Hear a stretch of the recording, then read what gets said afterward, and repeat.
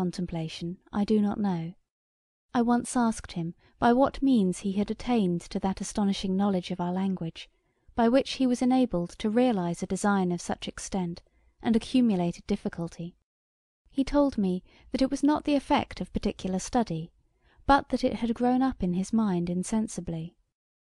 I have been informed by Mr. James Dodsley that several years before this period, when Johnson was one day sitting in his brother Robert's shop, he heard his brother suggest to him that a dictionary of the English language would be a work that would be well received by the public, that Johnson seemed at first to catch at the proposition, but, after a pause, said in his abrupt, decisive manner, "I believe I shall not undertake it."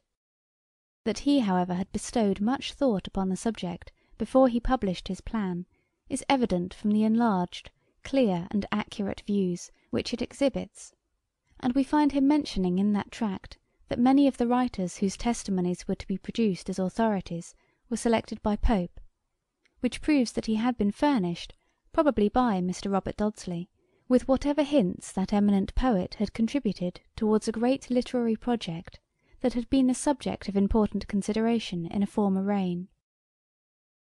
The booksellers who contracted with Johnson, single and unaided, for the execution of a work which in other countries has not been effected but by the co-operating exertions of many, were Mr. Robert Dodsley, Mr. Charles Hitch, Mr. Andrew Miller, the two Messrs. Longman, and the two Messrs. Knapton.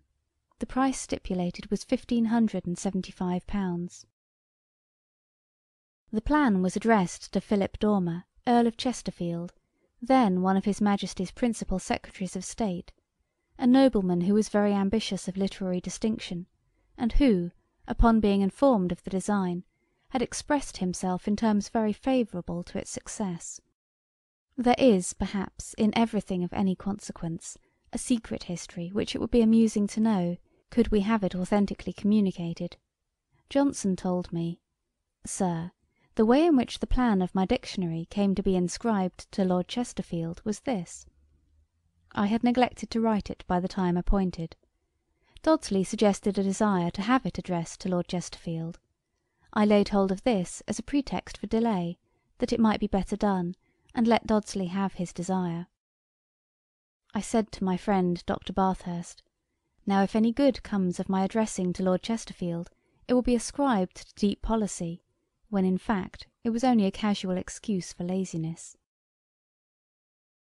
It is worthy of observation that the plan has not only the substantial merit of comprehension, perspicuity, and precision, but that the language of it is unexceptionably excellent, it being altogether free from that inflation of style, and those uncommon but apt and energetic words, which in some of his writings have been censured, with more petulance than justice.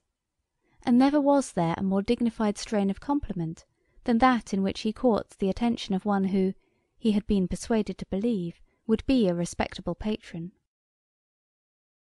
With regard to questions of purity or propriety, says he, I was once in doubt whether I should not attribute to myself too much in attempting to decide them, and whether my province was to extend beyond the proposition of the question, and the display of the suffrages on each side.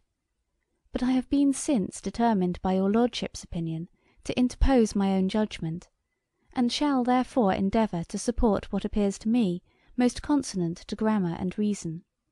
Ausonius thought that modesty forbade him to plead inability for a task to which Caesar had judged him equal. Cur mi pesse negem posse quod ille putat. And I may hope, my lord, that since you, whose authority in our language is so generally acknowledged, have commissioned me to declare my own opinion, I shall be considered as exercising a kind of vicarious jurisdiction, and that the power which might have been denied to my own claim will be readily allowed me as the delegate of your Lordship. This passage proves that Johnson's addressing his plan to Lord Chesterfield was not merely in consequence of the result of a report by means of Dodsley that the Earl favoured the design, but that there had been a particular communication with his Lordship concerning it.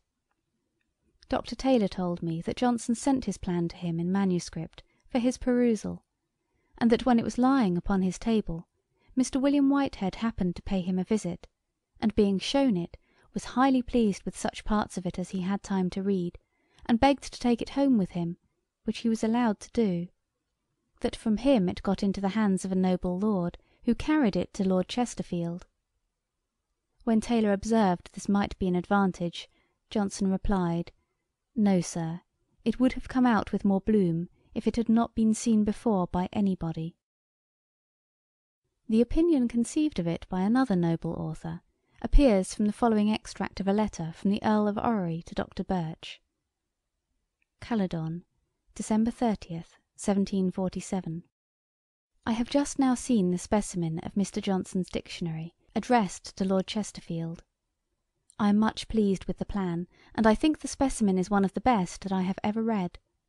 Most specimens disgust rather than prejudice us in favour of the work to follow, but the language of Mr. Johnson's is good, and the arguments are properly and modestly expressed. However, some expressions may be cavilled at, but they are trifles. I'll mention one: the barren laurel. The laurel is not barren in any sense whatever. It bears fruits and flowers, said high St. Nugai, and I have great expectation from the performance.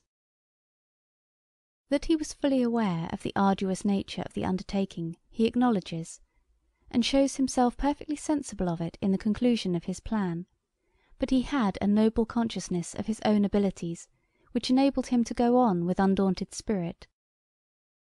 Dr. Adams found him one day busy at his dictionary, when the following dialogue ensued: Adams: "This is a great work, sir. How are you to get all the etymologies?" Johnson: "Why, sir, here is a shelf with Junius, and Skinner, and others, and there is a Welsh gentleman who has published a collection of Welsh proverbs, who will help me with the Welsh." Adams: "But, sir, how can you do this in 3 years?" Johnson: "Sir, I have no doubt that I can do it in 3 years."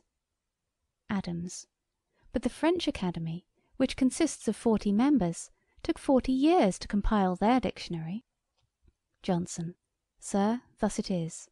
This is the proportion. Let me see. 40 times 40 is 1600. As 3 to 1600, so is the proportion of an Englishman to a Frenchman." With so much ease and pleasantry could he talk of that prodigious labour which he had undertaken to execute. The public has had from another pen a long detail of what had been done in this country by prior lexicographers, and no doubt Johnson was wise to avail himself of them so far as they went.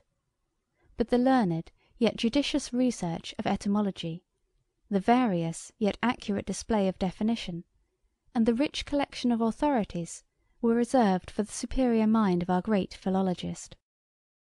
For the mechanical part he employed, as he told me, 6 amanuenses, and let it be remembered by the natives of North Britain, to whom he is supposed to have been so hostile, that 5 of them were of that country.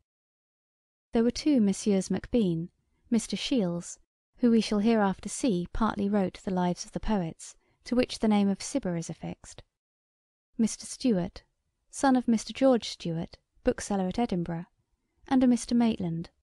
The 6th of these humble assistants was Mr. Peyton, who I believe taught French and published some elementary tracts. To all these painful labourers Johnson showed a never-ceasing kindness, so far as they stood in need of it. The elder Mr. Macbean had afterwards the honour of being librarian to Archibald, Duke of Argyle, for many years, but was left without a shilling. Johnson wrote for him a preface to A System of Ancient Geography, and by the favour of Lord Thurlow got him admitted a poor brother of the Charterhouse. For Shiels, who died of a consumption, he had much tenderness, and it has been thought that some choice sentences in the Lives of the Poets were supplied by him. Peyton, when reduced to penury, had frequent aid from the bounty of Johnson, who at last was at the expense of burying both him and his wife. While the dictionary was going forward, Johnson lived part of the time in Holborn, part in Gough Square, Fleet Street, and he had an upper room fitted up like a counting house for the purpose, in which he gave to the copyists their several tasks. The words, partly taken from other dictionaries, and partly supplied by himself, having been first written down with spaces left between them, he delivered in writing their etymologies, definitions, and various significations.